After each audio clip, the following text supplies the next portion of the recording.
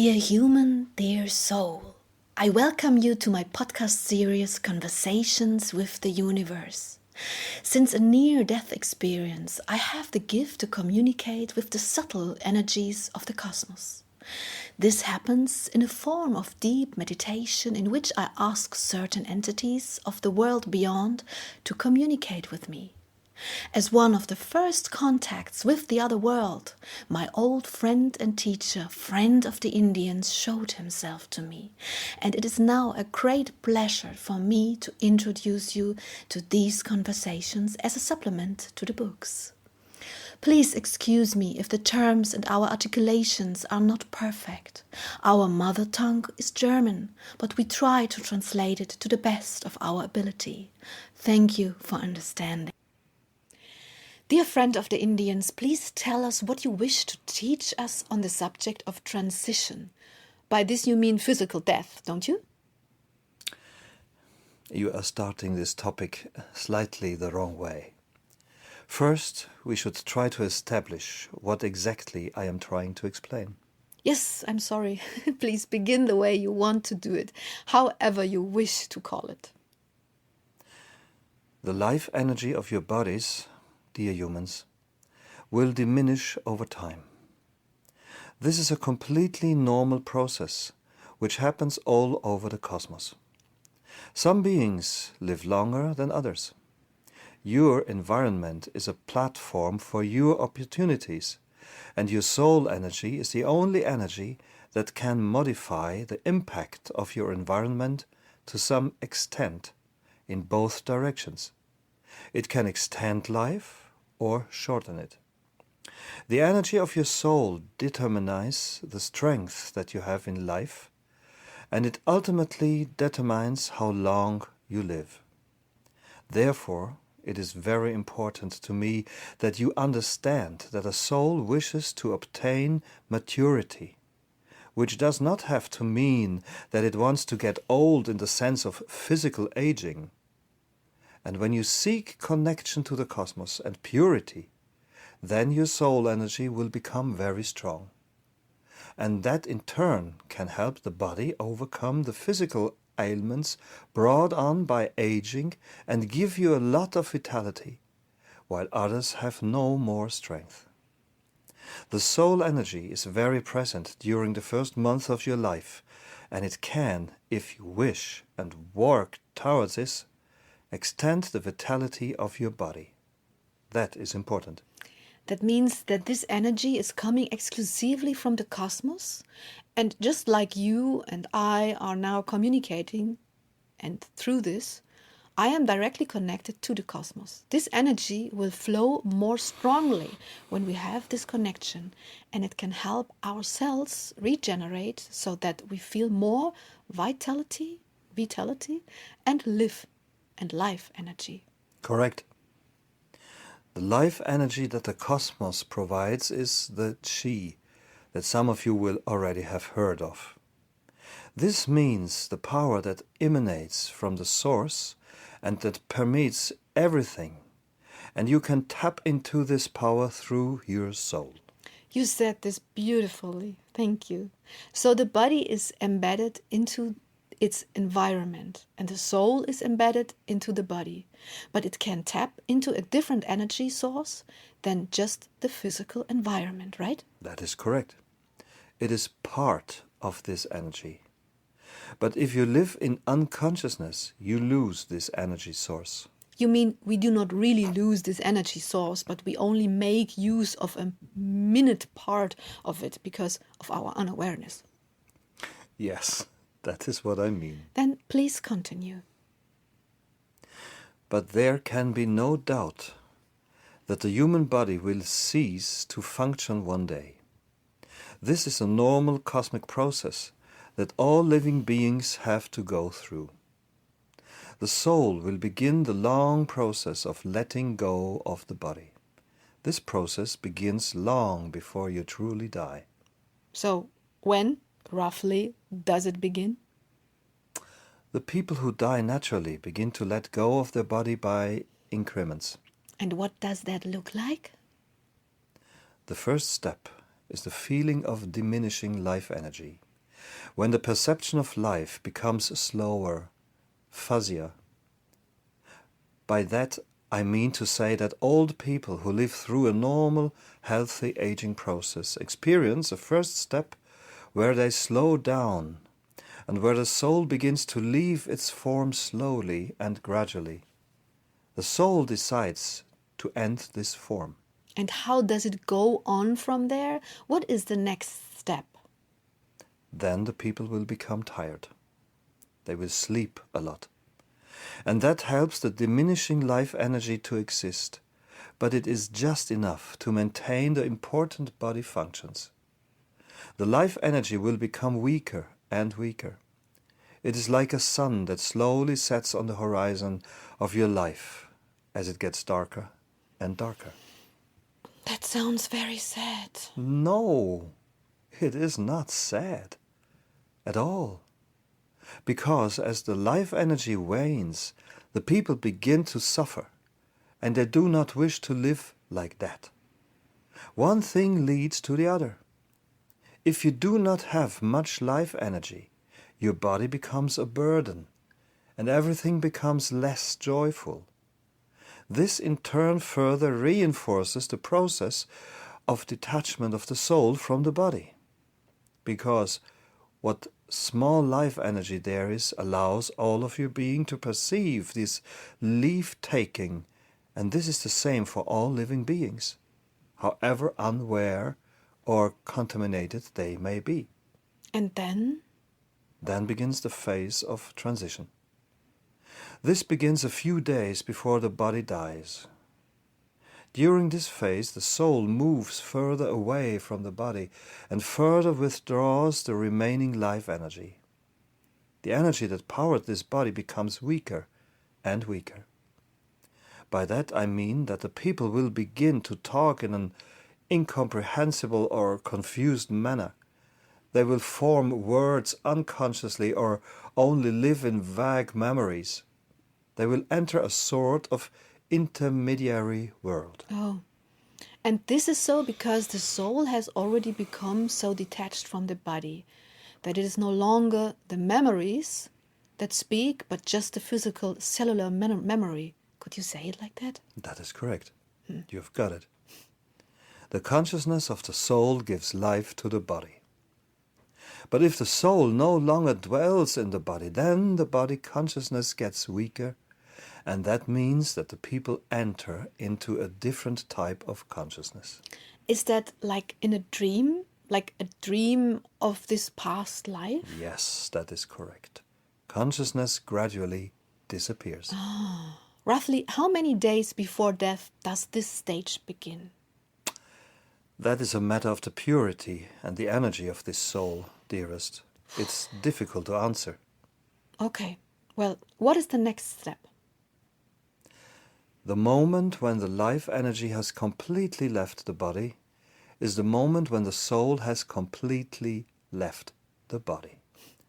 So death does not begin then, but it finishes then. Oh, and then?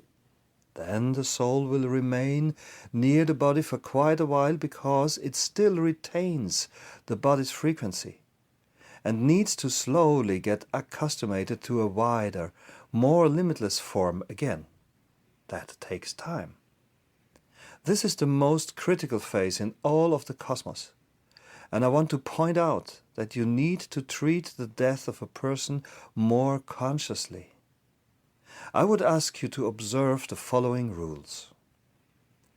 People who wish to be cremated need to have their dead body at rest for at least 7 days. For this is the time that the soul needs to become completely detached from a body and to raise its frequency. What can happen if a person is cremated just 3 days after death, for instance? Then the soul experiences the destruction of its recent form without having had enough time to get used to its new state of being. This means that in most cases, and that is very sad, These souls will be lost between having lost one form, not knowing the next form, and not being able to find any energy in this state of being. These souls will then be trapped in a kind of limbo because they had no time to slowly get attuned to the higher frequency and amplitude. So when the souls want to enter a body, they need to get accustomed to it slowly. And this is similar to when they want to leave the body again. This is not a sudden process, but it happens in increments. The soul has left the body, but it still vibrates in the frequency of the memory of this last lifetime. It needs to become slowly accustomed to the new, less constricted state of being, correct? That is correct. And that is why this process is so important for the soul to regain its innate energy, the energy that radiates freely and widely. But if you are still looking for containment, then you are now wandering aimlessly, bereft of form. You once mentioned that these energies are bound to the place of their last physical perception during the process of transition. You could say that, but it's not necessarily so. The place also serves a sort of memory of the energy that they felt when they were still in a body.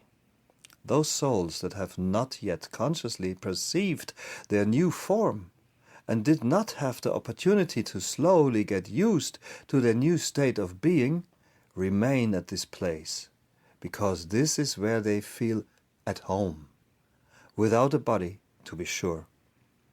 But they are close to something that they know. Are they afraid to move into a new state of being that they do not know? That is correct.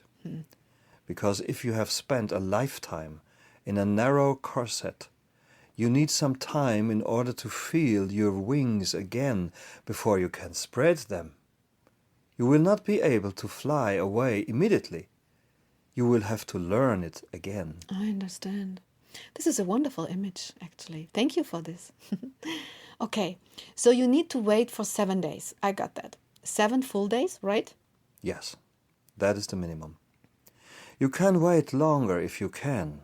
That would be better. But 7 days is the minimum. Can you wait too long? No. And after that, you can cremate them without any danger, right? Right. Exactly.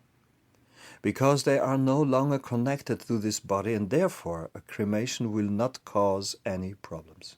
And what about those people whose body is interred in the common way? There are no worrying processes involved in this, because these bodies remain in this form which will only be dissolved by nature itself. And the soul will have time enough to detach itself gradually from the body, even in the spiritual world, and there to recover its true form slowly. And what about sea burials? Burials? That is similar. The soul has plenty of time. So when a person has died a natural death, only cremation could cause a problem. That is right.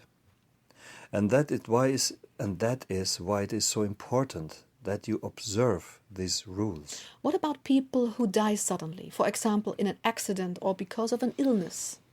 These are two different things. If it is an illness, the body will have gone through a period of gradual detachment, maybe a little more rapidly, but the process remains the same. And what about an accident?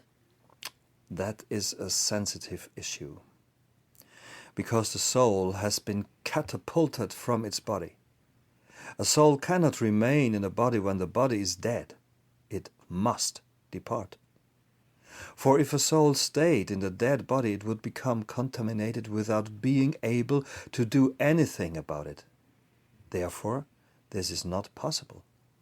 Self-responsibility, life energy, free will, and the law that dead forms cannot have a soul, all of this together will force a soul to leave a body as soon as it dies. But then it will stay around the dead body in order to get used to the new frequency, right? That is correct. But then the souls will be in shock, because through the speed of the accident the process has not taken its natural course. That creates stress and problems for the soul. The only way that these people can receive assistance in such a situation is by asking for help and guidance during their last conscious moments. This help will come immediately, and the helping entities will be there in an instant when they feel the anguish of a soul. So the people have the chance in such a moment of anguish to pray for help. What is the worst that can happen to such a soul when it does not manage to ask for help because it all happened too fast? Then it will need a lot of time. Many remain in this state of shock for a long time. These souls are then as if traumatized, dark, and unfortunately not really joyful. There are pastors who get to such places in order to help, to bless, and what not. Does this help? No. You know my answer and my energetic intention. This type of person that you have made into priests is not connected, and they do not really help those souls. As the acting representatives of these religious groups, they are contaminated, and this contamination prevents them from being able to help in a powerful, healing, and effective way. But if you know places where such things happened, can people who are more conscious, more conscious, more pure, and therefore more connected, be of assistance? Yes, they can, of course, dearest. Yes. You can help at such places by praying that these souls may receive help, that they may purify and change their perception into a more joyful state of mind, and that they may transform, that they may accelerate. There are two ways to help here. On the one hand, those souls have to ask for help themselves. But many remain in a state of shock for so long that they do not even realize that they are in this state. They are just traumatized and sad. These souls can still ask when they are able to feel the impulse, but on the other hand, other people can pray and ask for help on their behalf. This is permitted on a cosmic level. That means that all people who want to help can go to such places of suffering and ask for help, right? Yes, they can. Dear humans, please, whenever you know that you are in a place where many people have experienced disaster, you can pray there and ask that they now experience love and light. This energy will be heard, and it really helps. I hope you have realized this by now. What else would you like to tell us about transition? The energy of your soul and at the moment of transition determines how you experience this transition. What I mean to say by this is that you should use the time of your life to purify, to give love, and to live light, to experience and to feed joy into your cells. The joy that is meant to lift your soul so that your soul can experience this process in a state of joy. For this light and luminous energy will lift you up to higher levels than the sad energy that you carry. Therefore, people who feel and have experienced more joy have more potential to experience the higher frequencies than those who experience sadness. So you mean that people who have experienced a lot of sadness during their lives should make use of what time they have left in order to experience joyful and loving things. Then they could change their energy, right? Right. And the people who were able to experience much joy in their lives, they should do everything in their power to hold on to that joy, right? Right. When world religions teach that there is a purgatory, what exactly is that? That is the limbo that I was talking about when you cannot detach slowly from your body. But this is not a way of punishment, just a state of being that you have created yourselves, and that can be changed. And then there also is the last judgment, they say. If you have given love, you will experience higher levels. If you have withheld love and caused sadness, you will experience the lower levels. The only and all-encompassing goal is joy. Joy through love, not joy through ego. It is good that you point out the difference, because I know so many people who derive a great deal of joy from causing other people sadness. This joy is not the joy of the soul, dear humans. This joy is contamination and will require much compensation from you. Then there are people who have kept themselves within monastery walls and churches who have done their utmost throughout their lives in order to purify by foregoing all joy derived from physical gratification. What about these people? Is this the right path in order to rise your soul energy into the sphere of joy? This message that has become so deeply embedded into your religious creeds is absolutely false. These people spend much of their time in constriction and narrow structures and the joylessness resulting from this. They experience deprivation, and this deprivation creates joylessness.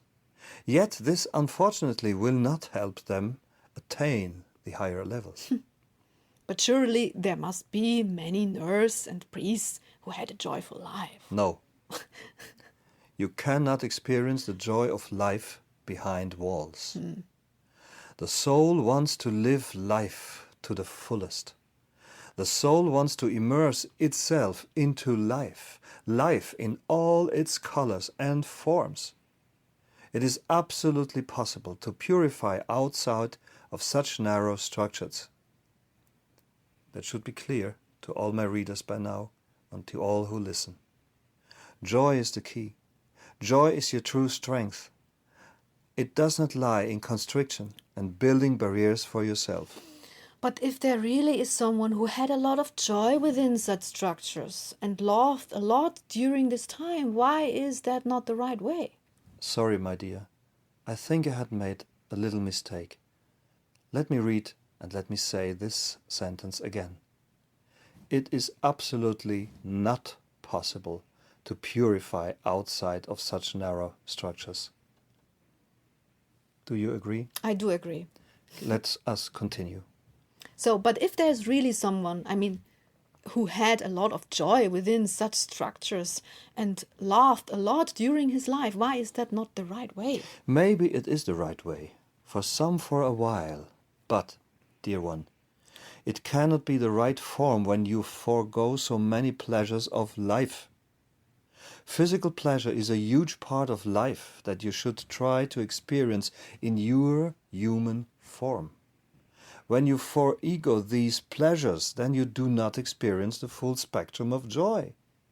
So please do not get me wrong.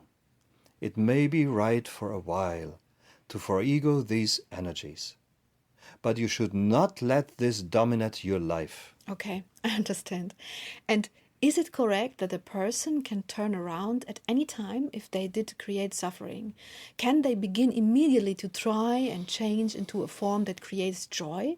And through that, the soul can balance out much or even all of what it experienced during the time of suffering, or even change it into joy? Yes, that's correct. Wow. So the last judgment, it is really ourselves judging ourselves. When we are in the other state of being without a body, right? The so-called last judgment, as you call it in your institution of the church, means the immersion into the frequency and the harmony of the cosmos, which causes you to pass judgment on yourselves for all the things that you did in a state of unawareness, in the absence of love and in disharmony. That is all. No one judges you. It is you who judges yourself.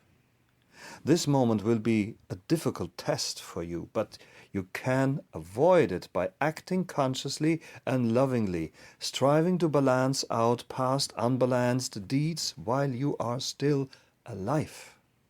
That is all. It is never too late. All deeds can be balanced out. Please do not forget that. All deeds. And you are saying that just one life is enough? That depends on the degree of contamination, on the strength of your will, and on your determination to advance into the cosmic connection, for it is there that you will find the answers to your questions about how to balance. Okay, I understand this. Let us get back to the subject of transition. Would you like to tell me more about this? The souls of the deceased that you can no longer perceive are still around you.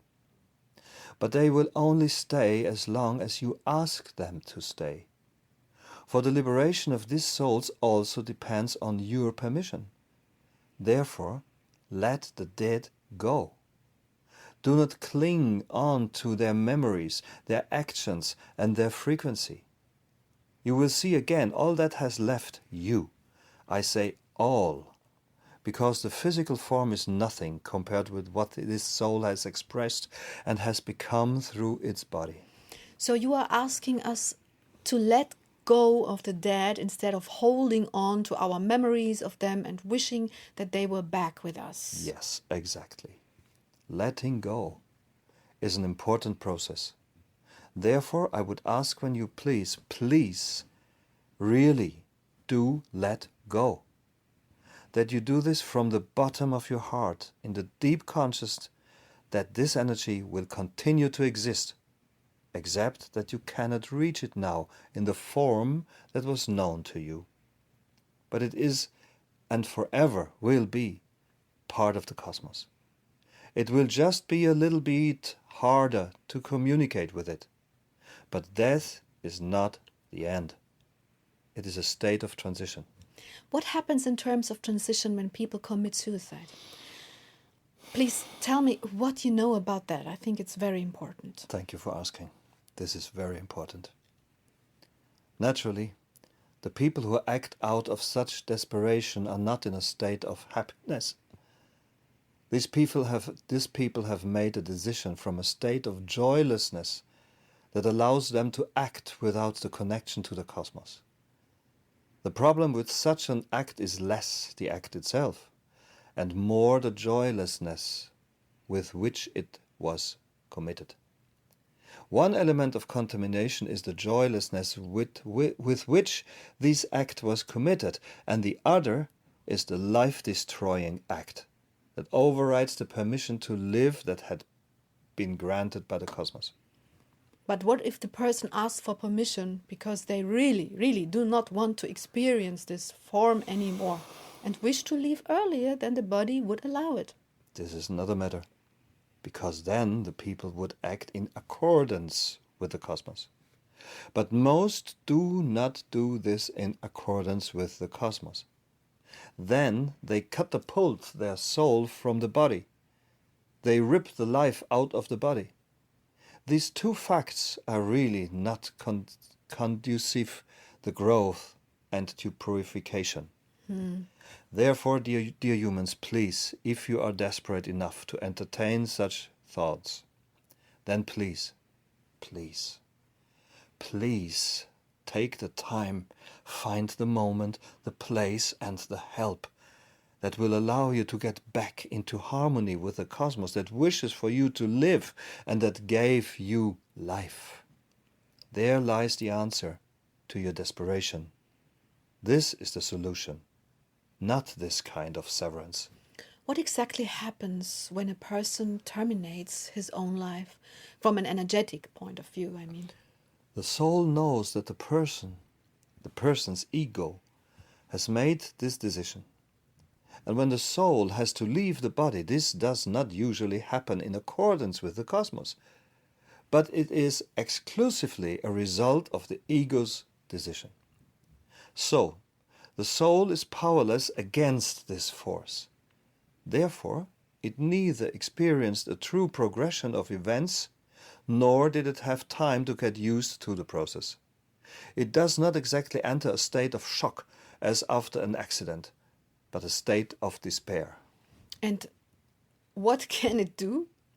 Then the only thing it can do is to regain some energy in the cosmos, to generate its own energy impulses, and in most cases, such souls incarnate quickly into another body. But this is usually a smaller one, not a human body. The reason that they do not have a lot of energy at the point is generally that they did not have the opportunity to develop their own energy and love in their souls during the time of their life before they left their body. I was supposed to ask you again in this chapter, what happens when a soul leaves a baby's body quickly after it was born? In other words, initiates a crib death. Then the soul left on its own accord, and it will stay for just a few more hours near this frequency that it became accustomed and in the previous month. This means that the soul needs a little while to be able to unfold back into the cosmos.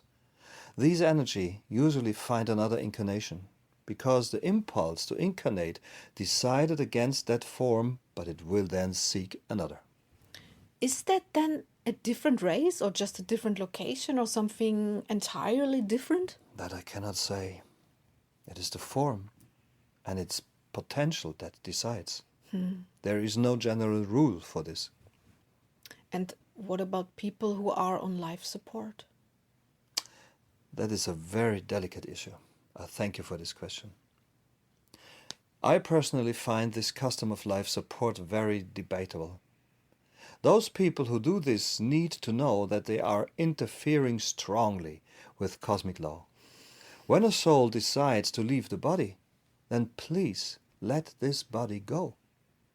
When a person falls into a coma, this means that the soul is still around, but that it has initiated the process of death.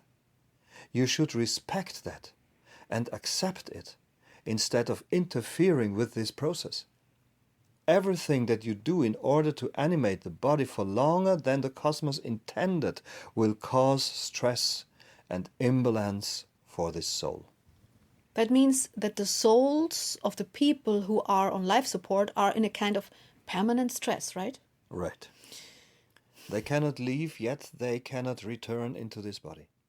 Nothing that causes such unnatural process is right, dear humans. I understand. That means that you should leave such processes up to the cosmos and trust that all will happen as it is supposed to. Trust is the key. The people do not trust that it is this soul's decision and that it is only up to this soul. Souls that fall into a coma have a plan. These souls have this plan. This plan cannot be fulfilled through the effort of other people who happen to know how to keep a body alive. But this plan is the plan that the soul devised for itself. Therefore, please accept and trust that these processes are governed and directed by the cosmos. The form will stay if it wants to stay.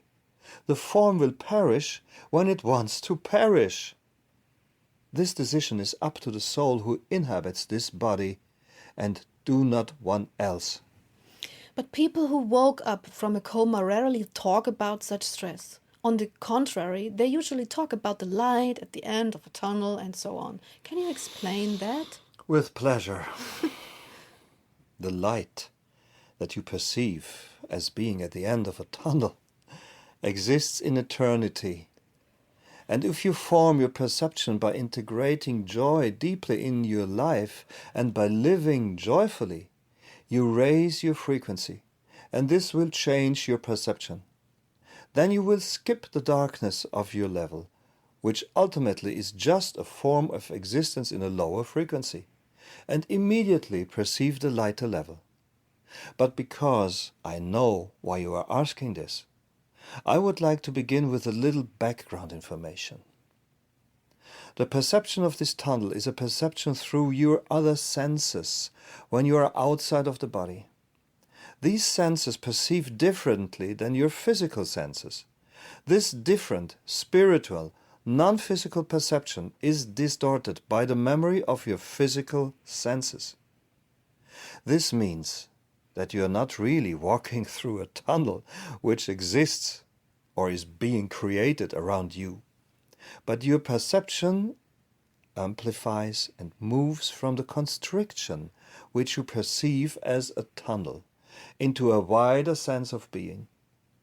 Some souls move faster, some more slowly, but ultimately all are permitted to experience a more luminous perception than they had previously. I do not wish to discuss the frequencies here, but please do tell the people that this perception is nothing but the perception of the true energy of the cosmos that you have outside of a body, but that became distorted by the memory of the human senses. The latter perceive a low frequency as darkness and a high frequency as bright light. Those who have no fear and move rapidly will experience the frequency of the lighter spheres as bright light. But not all will attain this state of perception. But many would like to reach it, wouldn't they? That may be. But they do not quite succeed it because they do not vibrate fast enough, joyfully enough, and lovingly enough. Then they will have to choose a different path. Most of them simply decide to turn back and reincarnate relatively quickly. Right? Right? Right. So how long do souls tend to remain in such a state? That varies and is completely up to these beings. I am unable to give you an idea of time, because I cannot really do so from a perspective in which your version of time does not exist anyway. Yeah, okay. But some people report that during these states of existence, they have met other entities, that they communicated with them and so on. What is happening in that case? That and much, much more would fill another volume, but I do not wish to discuss the spiritual planes right now. This is not the subject of this book. We can do so another time, if you wish. If you wish, you can experience all these levels even without having to initiate transition at this point. You can reach all these planes through training your energy and your consciousness. This is the only other thing I would like to add on this subject for now.